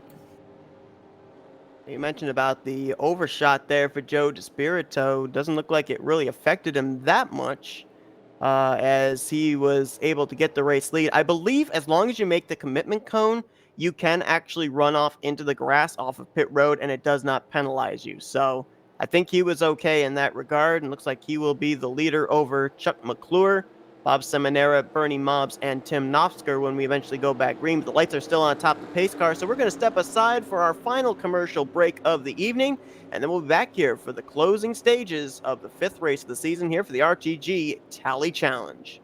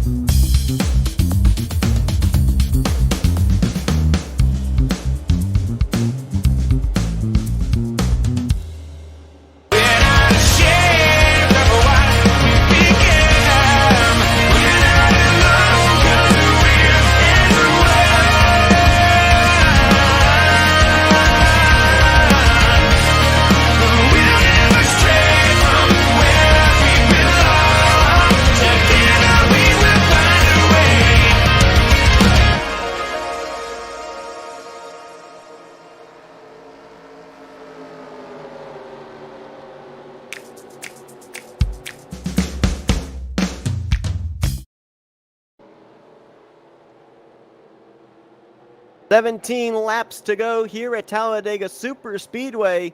In race number 5 of the RTG Tally Challenges, Joe DeSpirito and Chuck McClure are going to be your front row here for this restart over Bob Seminara, Bernie Mobbs, Tim Knopfsker, Donnie Garrett. Then you've got the 83 of, all of a sudden I blanked out. Of Dave Little, there we go. There you go. Dave Little in the 83, and then it's going to be Bobby Farrell, Dave Lawson, and I believe that is the 4 of Brian Schilling, the top 10, as we are now back underway. We would have had it correct if I didn't have that little bit of a brain fart. It was just a 0 in front of the number, no worries. Yeah, there you go. Man, they are still relentless. I mean, I'm looking at all these cars here. They're still looking pretty antsy. I would not be surprised to see another caution, but it definitely would be a very big, kind of shocker if they went green all the way and turned it back in the green flag pit stops, I'm believing. Well, we mentioned before we went on to that last commercial break about whether or not these guys can make it on fuel. Some of the drivers that got the benefit of staying out that extra lap on the last caution, like Jessica Shelton, Greg Irwin, Sean Fay, I'm kind of looking at them maybe as someone towards the rear of the field now because they lost a lot of track position, obviously having been under caution, but they could be drivers back there clutching, trying to make it the rest of the way if it does come down to these final few laps. But again, another thing we have to remember too, going all the way back to the first race of the season, there's every possibility this race could end under caution. I think if we get to around lap 62 and a caution comes out, race is going to end under yellow because we've had about 3 to 4 pace laps under these yellow flags. That's the key thing. I mean, obviously you want to, if you can't make it, or if you're in range of making it, you want to try to stretch to the end, but there's a really fine line between, saving and actually still running with the pack and then saving them and losing the pack or losing time. They're 3 wide back here, as I believe that was Greg Irwin in that black Chevrolet up on the top side, getting faded back, tried to tuck down in front of Dave Melson. No dice as the Geico Chevrolet keeps him up on that 3rd lane. A couple of drivers that you talked about that lost some track position because of that wreck, both pulling back onto the track, not coming to pit road, were Grant Wesley in the 88, Josh Metallic in the 39. There they are now mired back in the 17th and 18th places, respectively. Man, they're still going side by side. Looks like the 3-car breakaway on the high sides really trying to make it work here. Got McClure with some help from Bernie Mobbs and Donnie Garrett. They made a lot of ground up there on the back straightaway, now into the corner. Inside line's going to prevail a little bit. We'll see if that outside line can get formed up again, get this straightaway speed through the tri-oval. That's the thing. When they just get separated, I mean, it's really just a kind of a point of, man, we're so fast, and then it turns into, oh, we're losing ground. How about a couple of Dodges back there? Well, actually one Dodge. And Richard Martin in the 43, and then right behind him, Chevrolet of Rick Rivard. I believe Rick Rivard, Frank Rivard, I'm sorry. The last time that we broadcast, I believe he was driving a Dodge Challenger, so a manufacturer change there for the 35 machine, but both of those drivers were collected up in one of the 2 first cautions of the evening and now trying to crack their way back up into the top 10. But up here at the front, they are still nose to tail back through the first 5 rows, neither line given an inch. I mean, you got to remember, even with the manufacturer change, you've got to remember it's, who you know, not what you know, and hey, maybe the Dodges were a little bit more helpful and it's easier to swap to Dodge than it is to run Chevy or run Ford. I mean, even though manufacturer alliances don't play very much into these races, I mean, they're still a factor if you're deciding, like, who should I help? Well, Matt, check your blood pressure. We're starting a 3rd lane. Crivello, Middleton, Irwin up there as well. Nisus was trying to make that 3rd lane work, but he's lost touch with these 3, but that sure is shooting if this outside line makes some progress. Some of these guys in the second group, like maybe Donnie Garrett, Bobby Farrell, Brian Schilling, they're going to try and jump up there and help that outside line. I'll tell you, one guy who's been making me just so scared is watching that 48 of Sean Fay. I mean, he has been just weaving all the way up almost to the middle lane in all of these races. I don't know if he's trying to swap lanes or if he's just kind of unstable in the draft as he is, but man, that's kind of just a calamity waiting to happen. There he is in that number 48 machine, now feeling time to charge up to the front. Been pretty conservative here in this race, and right now crosses the line in the 23rd position as he's following the tire tracks of Frank Rivard. That 3rd lane has gained some more drivers up there. Looks like that's the 5 of Alan Martin. Tom Anisis is up there again, and also the 00 of Wayne Pribnow is. Ooh, they're looking a little too close for comfort off of turn 2 there. A lot of cars weaving around off exit. Man, that 6 car just popped up to the top lane. But, I mean, here's the thing. here's kind of the thing. You don't usually the words tight and Talladega do not go together, but I mean that's effectively what it is. I mean it gets really tight when you run 3 lanes here, and man, there's a lot of incidents on what's happening here back in the pack. Just everyone jostling for position. Mentioned about Wiley Coate in the 6th jumping up there to the top side. At the same time, cutting down from the top to the bottom was Hank Middleton, who now falls in line behind Grant Wesley.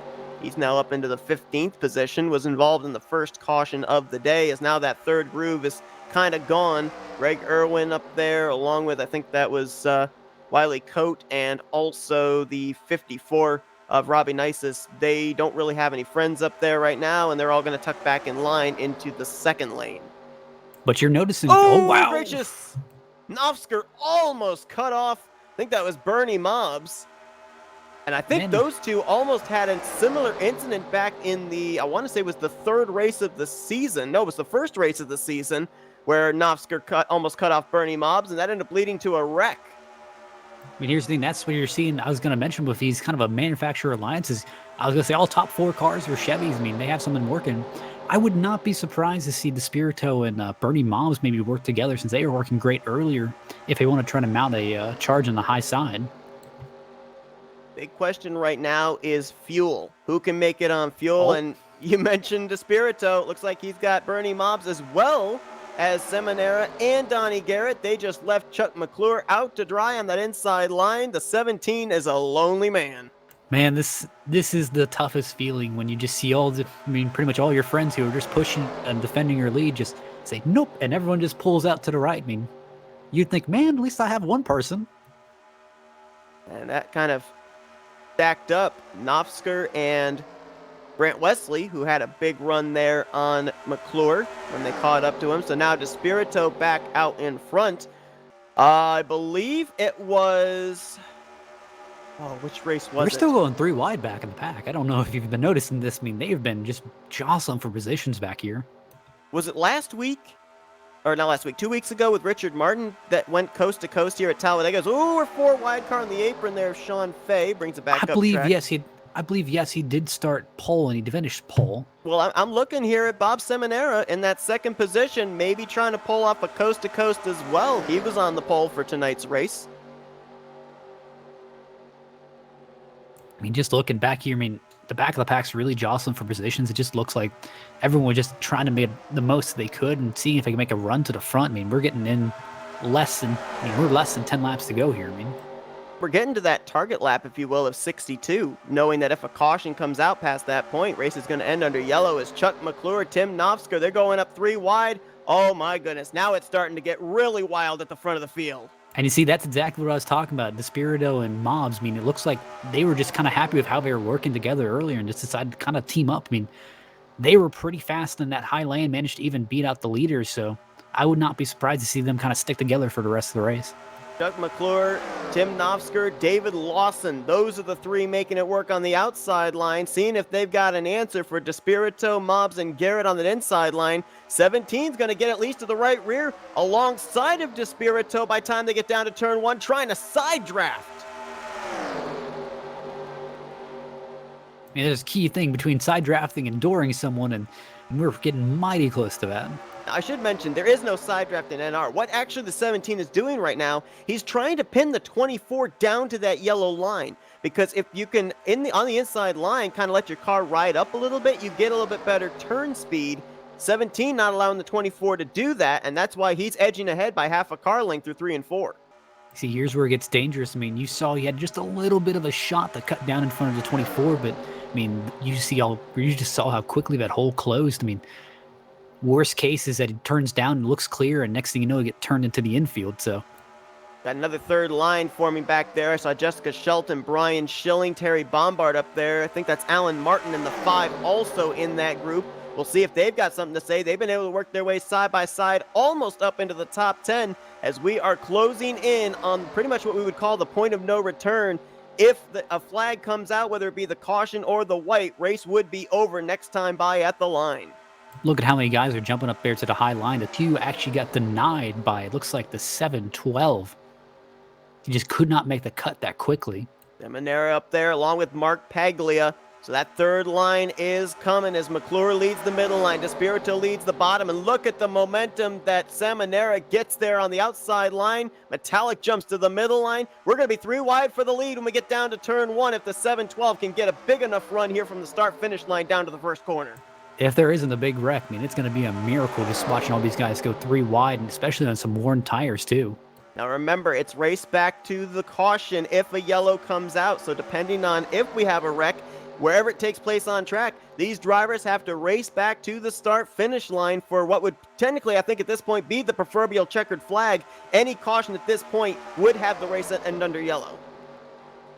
I mean, just look at all of them in the corner. I mean, there's a lot of cars there that look really unstable, but I mean, at this point, if you lift, I mean, you've pretty much lost every shot you have to win. You see the 77 starting to head up to that middle lane. I think he's looking to that high lane to kind of run with. Going to move up for the moment in front of Chuck McClure. Tries to get alongside of Bernie Mobbs as Mobbs seems committed to the back bumper, the 24 of Despirito. But remember, Mobbs is looking for his first win of the season as well. So how long does he stay behind that Exalta Chevrolet? He's now got Dave Little behind him. Grant Wesley fourth on the inside line. That outside line losing momentum, though, as here comes Donnie Garrett to the outside for second. Here's where it comes into play. I mean, really all your alliances, all your friendships really out the window. It's, I mean, whoever you got in front of you, whoever you got behind you is kind of who you're working with. Man, you just see the 10 and the 28 just shift down to that middle lane. Paglia now goes to the middle line, leaving Seminara up on the outside. Now Paglia may jump back up to that outside line in front of the 712 as that middle line losing some momentum. Garrett for a moment had drawn even with Despirito, but now he drops back to a side-by-side for second. Almost a side-by-side for third with David Little as those top two continue nose to tail of Despirito and Bernie Mobbs. 3 laps to go here at Talladega.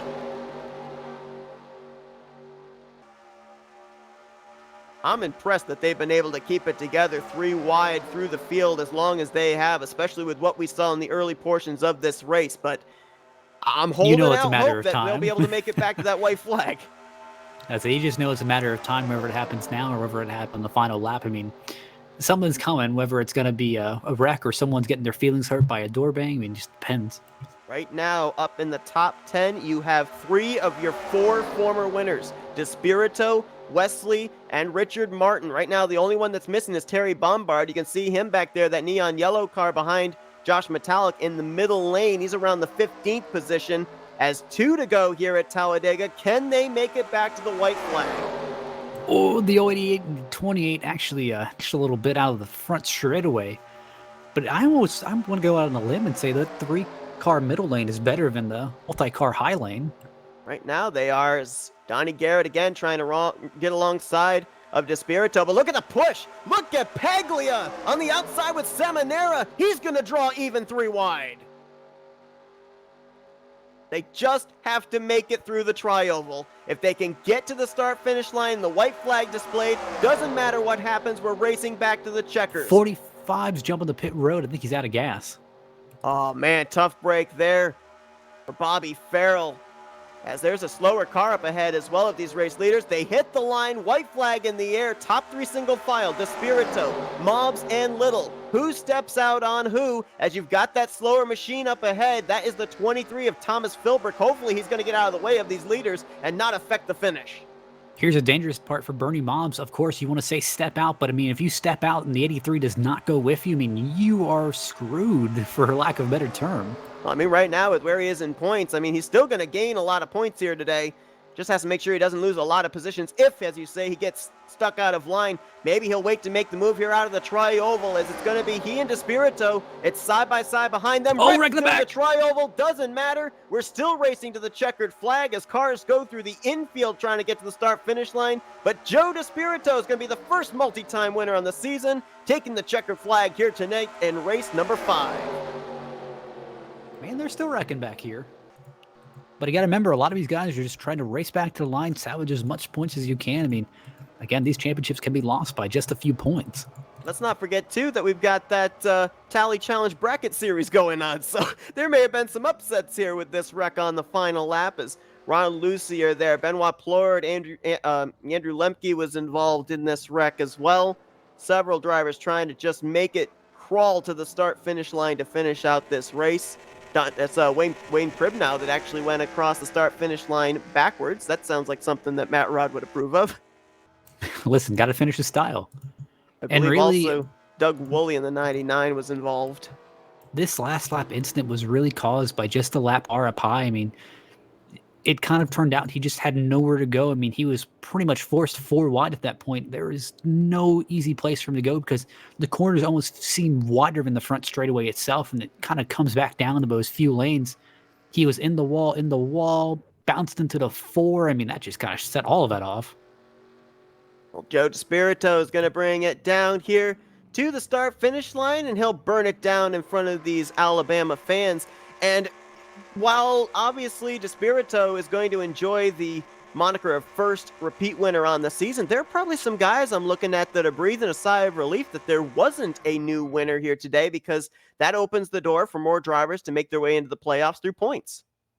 I mean, I have to say, really, the heartbreak has to be for Bernie Mobbs. I mean, obviously, you could tell he wanted to make a move, but he was a bit pinned by the 77 on the outside. And again, even if he would have made the move, I think he actually would have lost position. I didn't think he had the help.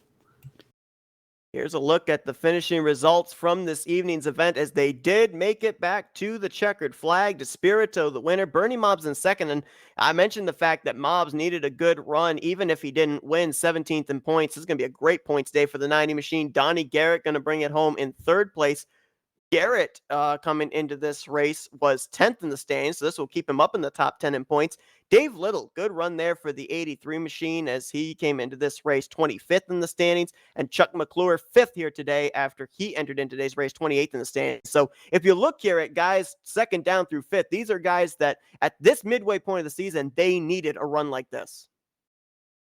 That's it. This is kind of the changing point for some of these guys. We're going to use it as kind of a point for momentum. And for some other guys, this is kind of a down point for them where, you know, hey, they may have been on a roll and this is their one race, or they may have been off. Or again, for some of these guys, this could be a race where they can say, hey, this is where the change starts because it's a good finish. We can build off of this and keep going. The rest of the top 10 were Grant Wesley, Tim Nofsker, Richard Martin, Mark Paglia, and David Lawson. So 3 of your former winners this season finishing up inside of the top 10.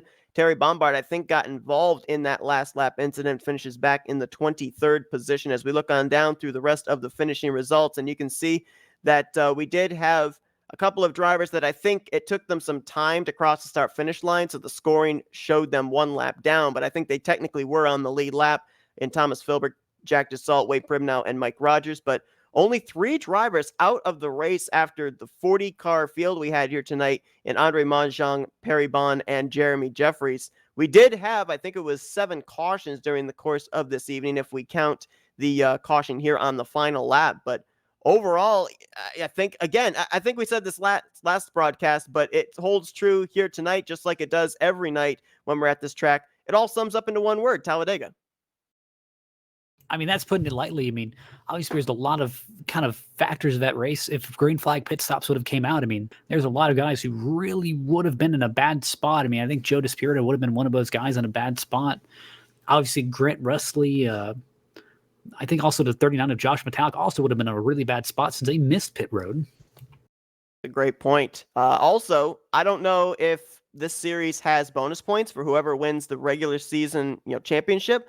But the battle for the points lead coming to this race, it was 1 point separation between Terry Bombard and Joe DeSpirito, with Bombard finishing in 23rd, DeSpirito winning the race. He jumps back up to the top of the standings overall as well. So going to be a good points day for him, as he already had locked himself into the playoffs with his win earlier on this season. I think it was in the second race of the season. Now he's gone 2 for 5 in starts this year in going to victory lane. And I think we are going to be able to get our top 3 here in for interviews. Let's kick things off with the 77 of Donnie Garrett. Absolutely. We're just going to swap our post-race screen here so we don't reveal the IP. And let me go ahead and pull Donnie Garrett in here. And we have him here. Donnie Garrett finishing in the 3rd position. And, Donnie, the last couple of races, they've not panned out quite the way that you were hoping. It dropped you down in the point standings just a little bit. Was this, do you think, a momentum changer for you here tonight? Well, not really. I mean, it's I got a kind of a crazy pit road deal on that race you guys broadcast, and I disagree with it, but it is what it is.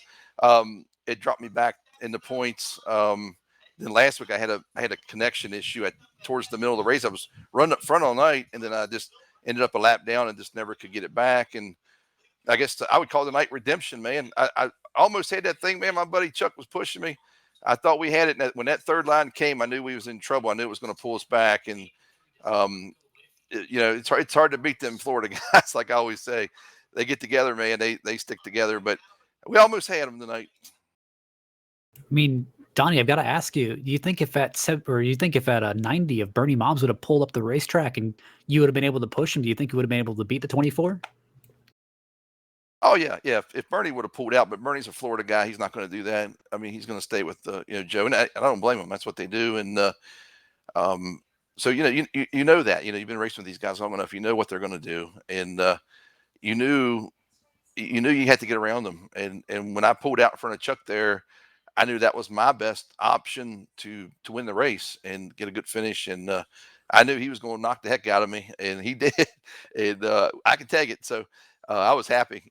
I'll take that third place and go on with it. I'd rather had a fourth so I could qualify next week, but I'll take the third and go to the back, and we'll see what happens. You get to see me come up through the field, and that should have got me back up in the points a little bit. I haven't checked the points yet, but hopefully that'll redeem some. I lost 30 points. So, I mean, I had a 6-point lead the last time you guys left, and you came back. I'm 34 points back. And it's because of a 30-point penalty that I got. So, it is what it is. And, hey, I'm going to come back. It's knocked me down. That's fine. I'll come back. And, this gives me more determination. We had that last caution come out, before obviously the one that came out in the final lap for that whole big incident that took place with everybody coming to pit road and the green flag pit stops. I mean, how did you see the race possibly panning out if those green flag pit stops had actually been allowed to be completed? Well, I had stayed out a little bit tonight. I just didn't want to get back in that mess, man. It's so chaotic back there. And I ended up, everybody was yelling they were going to pit.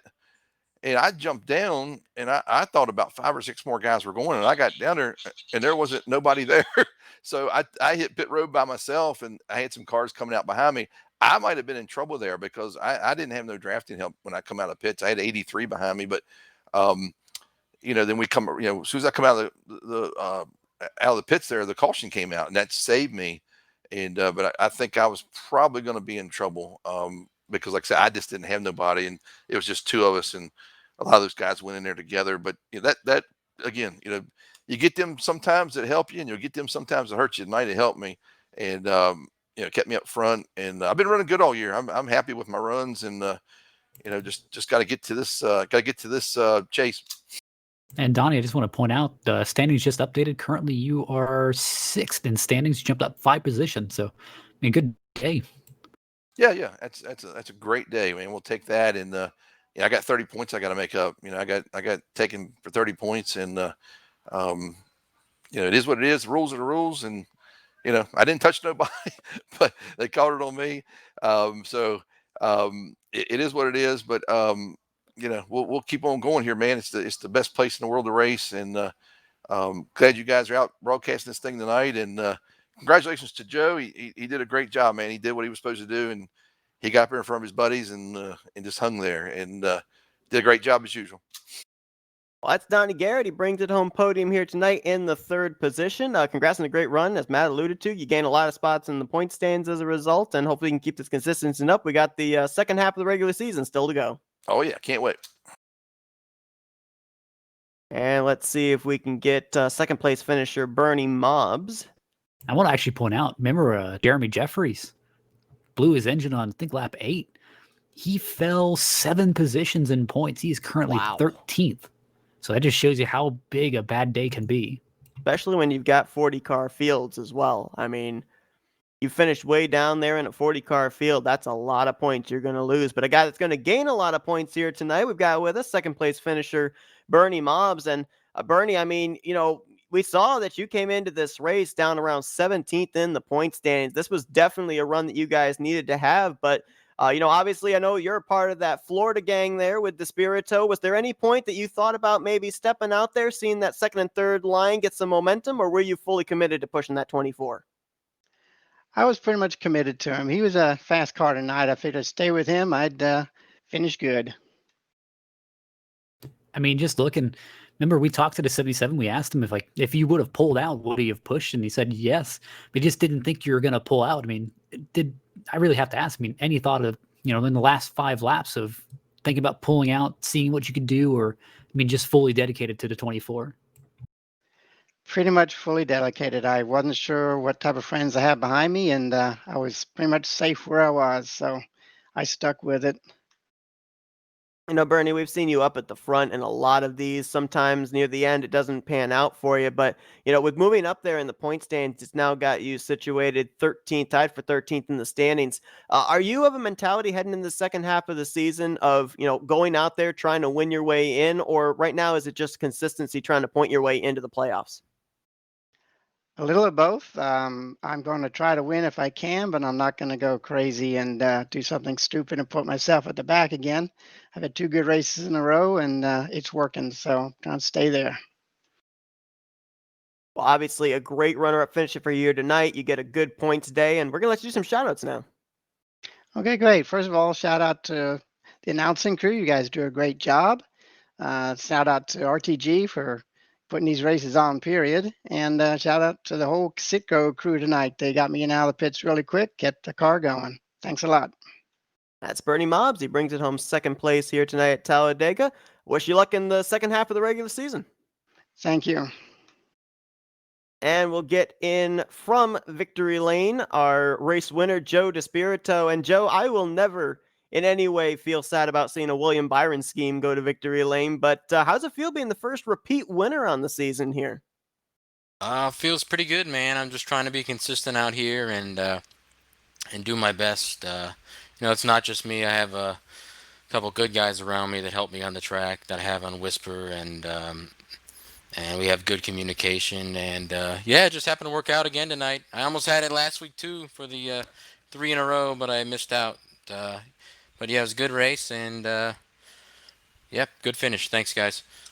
I mean, speaking about being consistent, I mean, currently you've regained your first top spot on the point standings, and you've got about a 20-point buffer. I mean, does that really give you free reign to, really try and push during these races and, stay up front, maybe get in trouble, or do you still kind of take it easy and kind of ride mid-pack to front pack? No, yeah, it kind of does give me the leeway to mess around if I want to go 3 wide and push a little bit harder than everybody else, and it just gives me some more comfort and more relief. So it's nice to have. Yeah, Joe, we know that usually one of the toughest places to be on the final laps is out in front because you spend most of your time looking in your rearview mirror than you do out the windshield. Now, we talked to Bernie Mobbs and said he was fully committed to pushing you there to the finish, but we saw some guys actually making that second and third groove work and getting some big runs. Was there any point that you were having to keep an eye on them and maybe think about having to jump out of line to block either of those lines' momentum, or were you fully committed to that double yellow line? For the most part, I probably was going to stay low. If something crazy happened, I might have made a last-second move, but at the end of the race, I usually like the bottom. So I was mostly committed to it, and I stayed there, and it worked out. Yeah, I got to thank Bernie, man. He gave me some good bumps, and I got to thank the 83, the 88, 43 on back on the bottom row there. They were all hitting me hard. I was going 197 on the bottom, and that's not normal. We were going real fast, so. Well, obviously, Joe, consistency really matters, but you've been able to take that consistency and mold it into 2 victories as well. You've only had 1 finish so far this season outside of the top 5, so it's been a great start to your year. We're going to let you some shout-outs now. I'm going to shout out, of course, you guys doing a great job, Flatout Racing Network, with our broadcast. We thank you guys putting on a good show. I'm going to thank Rolling Thunder Gaming. Going to thank Sean Prime. Going to thank David Cannon, Terry Bowman, putting on great league, best league out there for NR 2003.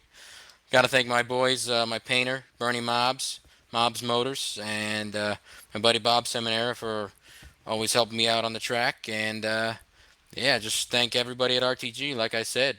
I appreciate it, guys. Thanks again. That's Joe DeSpirito. He takes his second checkered flag of the season here tonight, and we look forward to seeing what he's going to do now during the second half of the regular season. Obviously, with those 2 wins in the bank, Matt, I'm going to be kind of with you. I really think this gives him free reign to maybe experiment, try some stuff, be a little bit more aggressive out there on the track.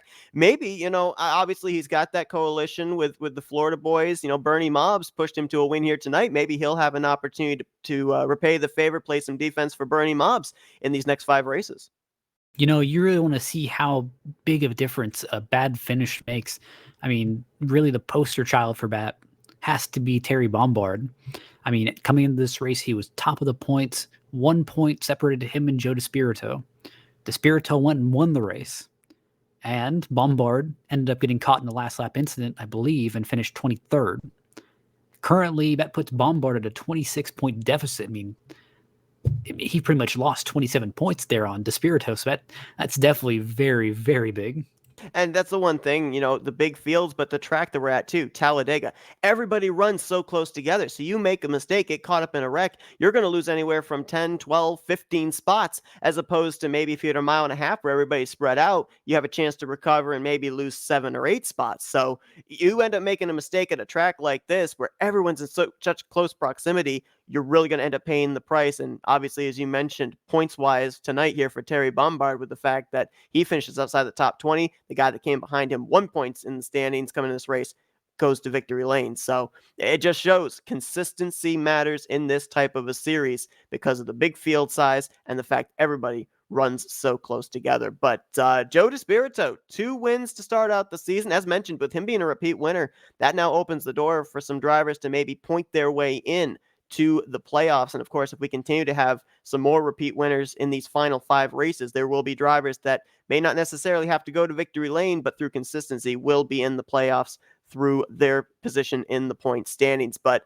that's going to end our coverage here tonight at the midway point of the season here for season 50 of the RTG Talladega Challenge. Matt, we're going to be bringing, I believe, 2 more races during the second half of the regular season. Do you think we're going to see pretty much a lot of what we saw here, especially now that we're going to be getting into crunch time, drivers really making their moves in positioning for the playoffs?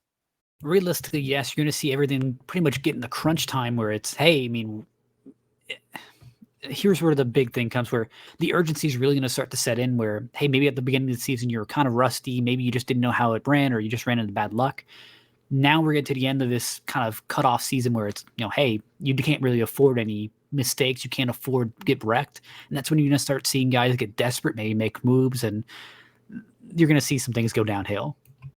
Absolutely. And of course, a lot of series, when they run at different tracks, a lot of times their last chance qualify, their last opportunity to get into playoffs is at a super speedway. In this series, every single one of those races is a super speedway here at Talladega. But it did not disappoint here tonight at all. We had to get through some early cautions, but Joe DeSpirito, at the end of the day, when the dust settled, goes to victory lane.